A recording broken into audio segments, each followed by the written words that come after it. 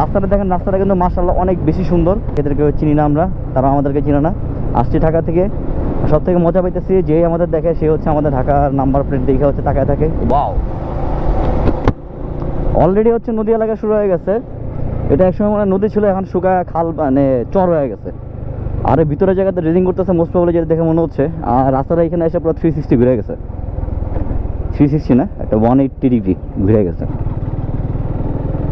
তো বিকেলটা আসলে এনজয় করার জন্য এই রাস্তাটা খারাপ না, মোটামুটি ভালোই আছে সব কিছু মিলে। তবে একটা জিনিসের সমস্যা, সেটা হচ্ছে এখনও গরমের তাপটা উঠতেছে পিচ থেকে, কারণ গরমটা হচ্ছে এখনও ক্লিয়ারলি চলে যায় নাই। আর ওইটা বাদ দিলে মোটামুটি সব কিছু সুন্দর, আশেপাশে ক্ষেত খামার প্লাস হচ্ছে রাস্তা, সব কিছু মিলে একদম জোস। আর আজকে হচ্ছে প্রথমবারের মতো বাইকে পেট্রোল ভরলাম, কারণ হচ্ছে এলাকার মধ্যে অকটেন খুঁজে পাই নাই। যাও একটা আছে শুনলাম, ওইখান থেকে প্রায় 10 কিলো পিছনে যেতে হবে। 10 কিলো পিছনে গেলে অকটেন পাইতে পারি, তাও শিওর না, লিমিটেডভাবে থাকে আর কি। ফার্স্ট টাইম হচ্ছে অকটেনের সাথে পেট্রোল ভরলাম। আগে অকটেন ছিল 1-1.5 লিটার বা 2 লিটার মতো ছিল, আরও 200 টাকা ভরে নিলাম। কারণ হচ্ছে যেহেতু যাওয়া আসা প্রায় 60 কিলো হচ্ছে মানে ডিস্টেন্স। তো সেক্ষেত্রে আমি আসার পরে একটু কাটায় টোকায় খেলা হবে। তো সেক্ষেত্রে হচ্ছে মানে পেরানো তো দরকার নাই। দেখলো দিকে গেলাম, ভালো লাগলো, একটা দিকে চলে যেতে ইচ্ছা করবো, তখন হচ্ছে ওখানে শর্ট করা যাবে, তখন হচ্ছে আমার ঝামেলা। আর খোলা তেল তো আমি ভরি না, কারণ খোলা তেলে বেশি ঝামেলা, ময়লা থাকে, তারপর হচ্ছে দাম বেশি। যাক ওটা বাদ। রাস্তাটা দেখেন, রাস্তাটা কিন্তু মাশাআল্লাহ অনেক বেশি সুন্দর। আর যাচ্ছি হচ্ছে বাইকে করে আমরা দুজনই, আর বাকিদেরকে চিনি না আমরা, তারা আমাদেরকে চিনে না। আসছি ঢাকা থেকে, সব থেকে মজা পাইতেছি যে আমাদের দেখে সে হচ্ছে আমাদের ঢাকার নাম্বার প্লেট দেখে হচ্ছে তাকায় থাকে। এই জিনিসটা খুব ভালো লাগতেছে। আর হেলমেট হচ্ছে এদিকে মানুষ পরেই না বলতে গেলে, অনেকে হাতে নেয় ঘুরে। আর এখন হচ্ছে এখানে খাড়া টার্নিং, এই টার্নিংগুলো বিপজ্জনক। আর কিছু টার্নিং হচ্ছে ওই পাশ থেকে দেখা যায় না। আর পিছনে একটা মোটরসাইকেল আছে, যার মানে ইগোতে লাগছে আমি তাকে ওভারটেক করাতে, সে হচ্ছে আমাকে সুভাবে ফলো করতেছে।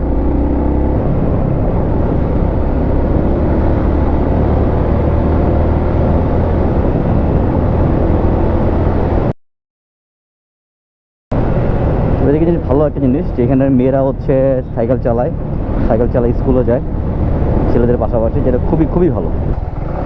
আস্তে আস্তে হচ্ছে একদম বাসঝাড়ের মধ্যে চলে আসছে। এই জায়গাটা যখন আমরা ঢুকি তো আমরা বেশি সুন্দর লাগতেছিল, বাট এখন আমি স্পিডে ছিলাম, ক্যামেরা অন করতে করতে অনেকখানি চলে আসছি, তাও একটু হার্ট ব্রেক করে স্লো করলাম আর কি।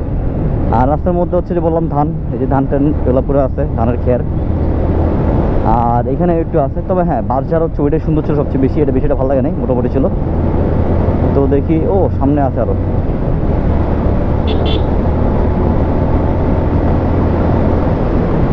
ওয়াও, এই বাসটাও অনেক সুন্দর, তবে ক্লিয়ার থাকলে বেশি ভালো লাগতো। আর রাস্তা ক্লিয়ার না, বাইরে মানুষজন আছে, গাড়ি আছে, গরু আছে, রাস্তায় ময়লা আছে, সব কিছু মিলিয়ে রাস্তাটা ক্লিয়ার না, তবে সুন্দর না। বৃষ্টি এলে আরও বেশি ভালো লাগে। এটা হচ্ছে তিস্তা ব্যারাজের হচ্ছে প্রকল্প আর কি। সামনে হচ্ছে যেটা দেখতে পাচ্ছেন, এটাই হচ্ছে তিস্তা ব্যারাজ। ওখানে অনেকগুলো গেট আছে, দেখা যায়। তো এইটাই যখন সবগুলো গেট খুলে দেয় আর ইন্ডিয়া থেকে সব পানি ছেড়া দেয়, তখনই হচ্ছে এখান দিয়ে বন্যা হয়ে যায়। তবে রাস্তাটা সুন্দর, একটু গরম গরম ঠান্ডা ঠান্ডা ভাব আছে, মানে দুইটা ফিলি একসাথে কাজ করতেছে, ঠান্ডাও আছে গরমও আছে। এই পাশ দিয়ে তো শুকায় গেছে, যে হচ্ছে সেই গেট।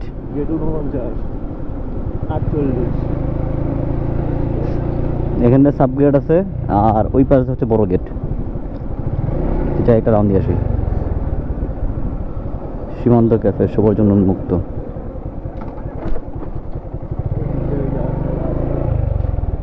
হ্যাঁ,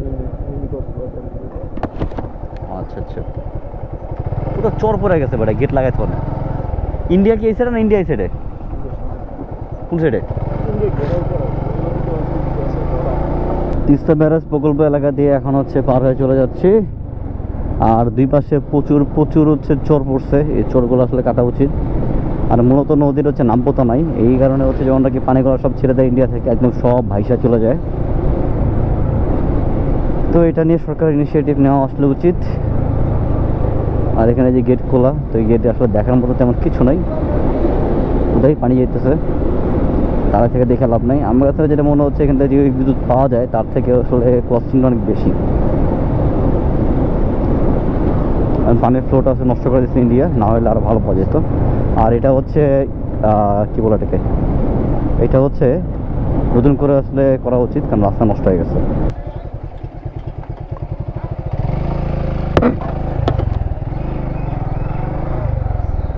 800 সিসির গাড়ি ভাড়া যে প্যারাখামো।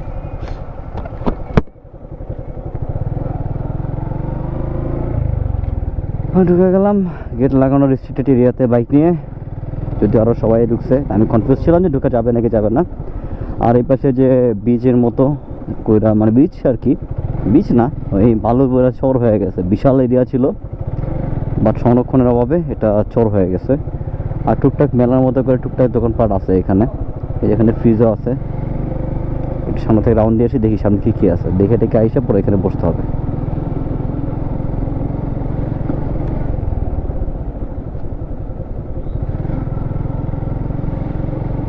তবে এই জায়গাটার মধ্যে মানুষজন আসে মনে হয় মূলত প্রেম করার জন্য।